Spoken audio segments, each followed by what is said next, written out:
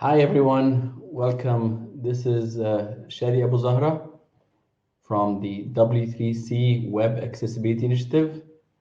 It's great to be here today. It's my first time in this Bread&Net event, and I hope to you today to introduce to you the concept of digital accessibility.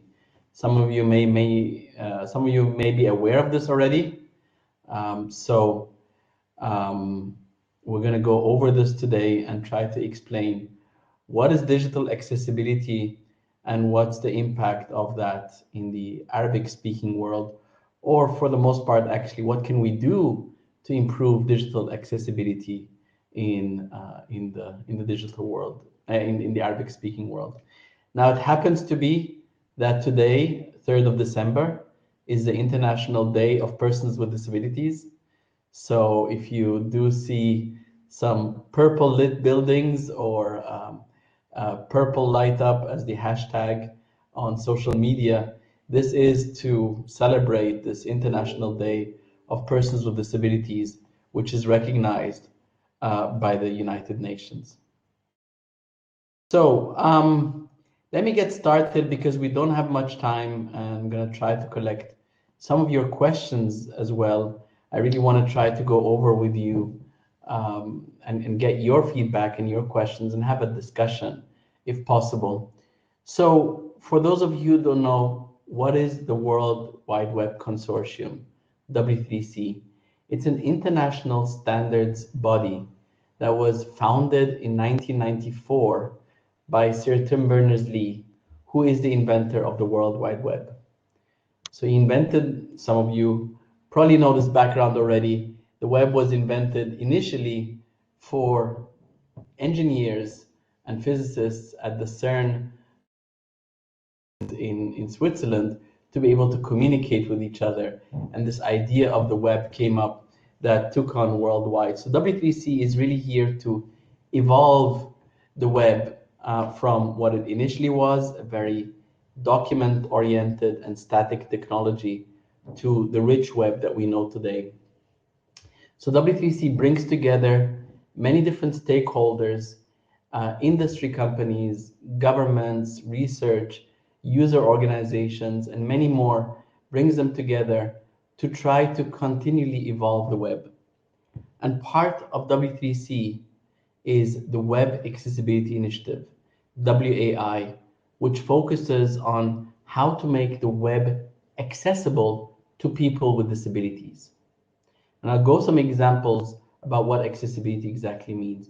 And we have several layers of work here where we try to include accessibility in the technologies themselves, as well as try to explain that in educational resources. So as I was just mentioning, the web, the World Wide Web, has really transformed a lot. Those of you who have been using the web for longer will remember the old days in which it was really page by page, very static technology, and there wasn't really that much that you could do. It was more a one directional. People would broadcast information. It was also called that is informational systems rather than interactive systems or applications. Today we talk about apps, be it cloud-based services or be it mobile apps, or all these things are increasingly in use. And the reason is that the web itself has become a very rich environment with many functionalities, online payments, real-time communication, all these kind of things that allow the web to be much more functional and dynamic.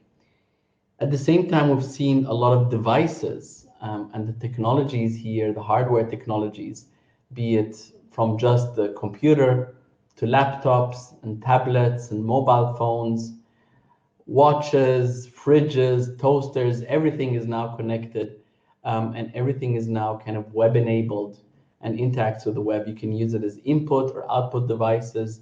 You can stream your movies on your television or access your government website through the television, all these kind of things, the interactions. But at the same time, so not is it only growing technically on the hardware level, it's also growing into the the different industry sectors. So into digital publishing, into healthcare, education, research, there's really hardly any part of our daily lives, including entertainment and leisure, that we don't use the web for booking, for ticketing, for information, and all this kind of stuff. And particularly this pandemic, and I know we keep talking about the pandemic, but it has shown how important the web and connectivity is, including to people with disabilities. Imagine a classroom that goes online because of the pandemic. Now, how accessible is that to students who are deaf, or students who are blind, or students that have physical disabilities? So how accessible is the content, the healthcare information that we're providing, but also interacting with your doctors nowadays? Everything has gone online. And how accessible is this digital technology? So let's look at some examples to try to make this a little bit more tangible and a little bit more human rather than abstract, right? Try to explain the human side of accessibility. What does that really mean? And I'll give you just some examples, but there's of course a big spectrum. Let's talk first about auditory disabilities, people with hearing disabilities, different kinds of hearing disabilities. This can be from hard of hearing all the way to complete deafness, or what's called as legally deaf. Now, one of the things that you can imagine is that captioning is important. We're increasingly using videos and rich media on the web, and so that captioning and subtitling is so important so people can get the information. But there's more than that. There's the importance of sign language, and there's also the importance of contents. Unfortunately, in many places around the world, people with hearing disabilities, particularly deaf people, are not taught bilingual. So sometimes they have difficulty with the written language. So you need to think about the content itself. How difficult is the content to understand? How are your captions being understood in the first place? So when you're designing even video content, you have to think about the scripting from the beginning to ensure that your information is really as understandable to the broadest audience possible. Again, I'll come back to the pandemic, which is really an example here of important information that is a matter of life and death. It's not just watching the kitten videos on YouTube, right? But it's really about information that is vital and critical to surviving. Then there's a broad scope of people with different kinds of cognitive and learning disabilities. And one thing to note is most of the disabilities are not visible from the outside, right? Many disabilities are inherent, and things like cognitive and learning disabilities are a very broad spectrum, ranging from simple things like dyslexia, where the eyes kind of turn letters around, letters and numbers, and confuses, all the way to more profound things, profound aspects of learning and learning, cognitive and learning disabilities. But there's all sorts of things. Imagine people with autism who can focus very often on very specific tasks, but can be very quickly overwhelmed when there's ads and things moving and things flickering and things constantly changing on the page. I mean, it's noise, and it is uh, kind of a barrier to many of us. It's distracting to many of us. But for many people, it's actually an exclusion factor. They cannot actually even use the content when it's so complex and when it's so distracting. Then I want to mention people with different types of physical disabilities, right? Somebody might not be able to use their arms to use the mouse, or even to type. They may not even have arms at all. So here there are technologies like using voice commands and voice input to operate the computer. Even eye gaze, where you just look at things and blink to click, to simulate the click option. right? So there are different types of input methodologies. We always think of the mouse and keyboard, but there's many more. And this shows you also the touch screens and the gestures that we all use now. How much more input mechanism you really think during the day now with all these smart devices that you just shake your phone and you go to the next song or something like this. These things are now also called input devices. So the way you're interacting with your computer. And we need to think about alternatives. We need to think about different ways when you're creating a website. Imagine you have a form and a calendar. You need to input a calendar date, but that date can only be put in with a mouse. You cannot just go in and type. This could be very excluding to somebody who cannot use a mouse. And last but not least, another example is people with visual disabilities. Again, here, like with all other disabilities, it's a very, very broad range. From low vision to, so people who have partial sight, see part of the things, or people who see only need very strong magnification to see things. Not only do they, so partial sight is things like tunnel vision, where people only see part of the screen. They see a very, very small part of the screen, or they have low vision in which they need to increase the text size, they need magnification very strongly, or color contrast deficiencies here. So for example, 1 in 4 adult males, according to statistics, have some sort of color contrast vision deficiency, right? So many of us actually are seeing colors very differently. And if you have a website, a form saying, fill in all the red fields, you're excluding people. But of course, there are also blind people, and they use text-to-speech technology to have it read out loud. Now, before, such text-to-speech technologies were very expensive and very limited, but today, these are on nearly every mobile device, on nearly every operating system, just out of the box. So text-to-speech is increasingly becoming widely available, and it's a very, very important technology to many people. By the way, also to some people with cognitive and learning disabilities. I mentioned earlier the person with dyslexia. Now, in some forms of profound dyslexia, um, some people find it easier to use text to speech as well so that they can see the letters and hear them at the same time. And when they get the information in, in audio and visually at the same time, it tends to improve the dyslexia, that they don't have this confusing of the letters anymore. So getting a little bit technical, I promise this is the only technical slide to show you a little bit about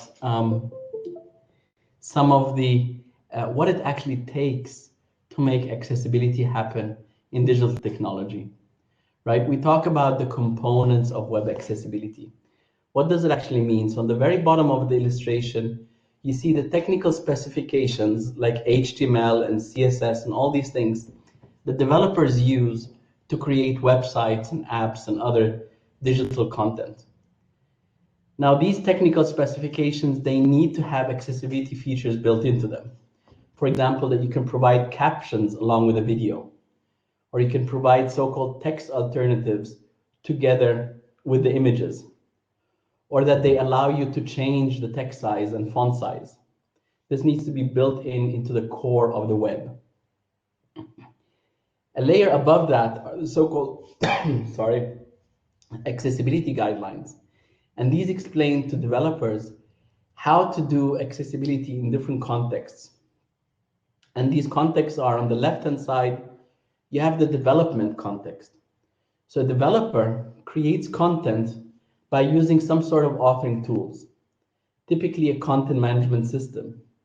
But it could also be social media. We're all content developers, meanwhile. We all publish information. Actually, the majority of content on the web, and I'm not talking about social media, I'm talking about traditional websites. The majority of content is published by non-technical people. So they need tools that support them, that tell them what to do to make sure that their content is accessible as they're publishing it. And on the right-hand side of the image, you have the users who access the content, usually using some sort of browsers or media players or apps. Mobile apps are usually miniature browsers. They fetch information from the server and render it to you. And so they need to also adhere accessibility. For example, imagine you had a video and you provide all the caption, but the media player or the browser just ignores these captions. Then also the user doesn't get an accessible experience. So the entire ecosystem, from producing the content to serving the content and to consuming the content, needs to ensure accessibility and needs to provide an accessibility, an accessible experience. So, as I mentioned, this is the only technical slide, and this shows you the technical work that we do at W3C in an open consensus process. It's an extension to the open source model and an idea that we want everybody to participate in this. We want to get the broadest perspectives. And just like in open source, those perspectives that are shared are considered, and those that are not shared, we try as much as possible to reach out to understand them, but we need the experts. The reason why I'm saying that is I want to relate that to the Arabic-speaking world and how we can engage more in the development of these standards. I'll come back to this a little bit later. But one thing I really want to focus on as well is that accessibility is not just a technical thing. It's not just the developer that goes and adds a text alternative. And it's not only the designer that chooses certain colors. It's how the entire project is set up. Does the project manager assign resources to that? Are there skills on the team? Is there even an awareness for such diversity and acceptance for disability? Or is it put as something that is less important, right? So we do a lot of work in addition to the technical work on providing awareness raising and educational resources to teach people what accessibility means and to sensitize them to the topic. Technical guidance to build capacities and to try to really build communities here who can engage in accessibility and have the ability to engage in that. So we have lots of information also for planning and managing and policy development and many other aspects, because all these bits and pieces need to work together. I'll come back to this a little bit later, but in my view, accessibility is really a cultural change, a societal change, just like any aspect of diversity, just like gender or any other questions of diversity is a matter of changing the cultural thing. Once the mindset is changed, then the technical aspects can follow, right? We often focus on the technical aspects, but again, I'm saying the cultural aspects need to come first and the technical aspects will follow. If you're interested in learning more about this, because I have very limited time today, there's a free online course that we provide from our website. I'll give you the link later. This is also for non-technical people. It gives a foundational basis of what web accessibility means, who's it for, and gives you guidance on first steps that you can do to check your own content, right? So it's not a deep dive. It's also for non-technical people. So don't worry here. Whether you're technical or non-technical, I really encourage you to and learn about accessibility and build your own skills.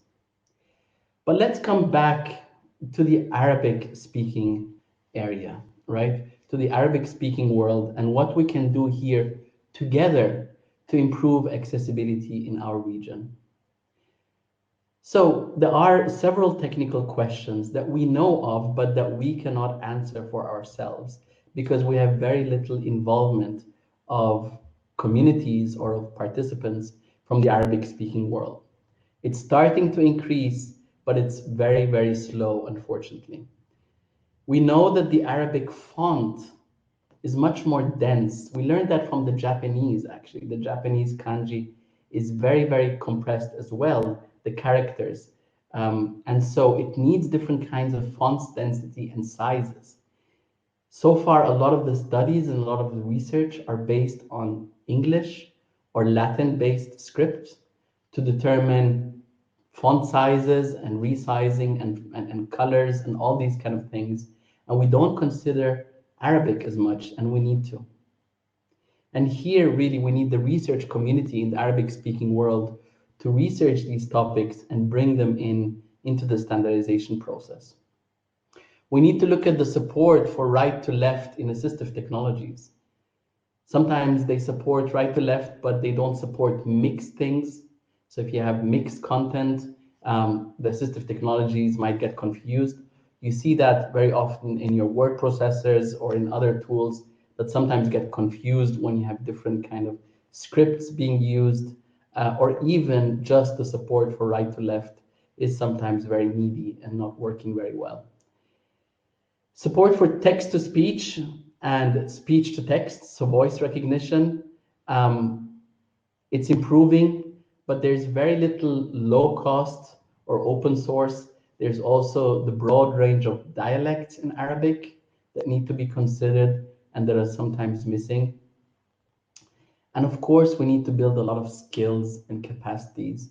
And as I mentioned, the culture orientation, the placement of accessibility, right? What dignity do we give to people with disabilities, and how much do we think that they are equal part of society and deserve equal access on the web? Ironically, most countries around the world, including Arabic-speaking countries, have ratified the UN Convention on the Rights of Persons with Disabilities, which requires access to information, including access to the web, as a human right. Right? So most of the countries in the region have committed themselves to improving accessibility, including on digital services for people with disabilities. But we see a big gap in the actual implementation on the ground for that. So it's another area that we need to improve in, is basic capacity building programs, policy implementations, and taking this up very seriously. Good. We have 10 more minutes, so I just want to wrap up here and look at questions. You can find all this information, including that course that I mentioned, on our website, and the address is w3.org/WAI for Web Accessibility Initiative.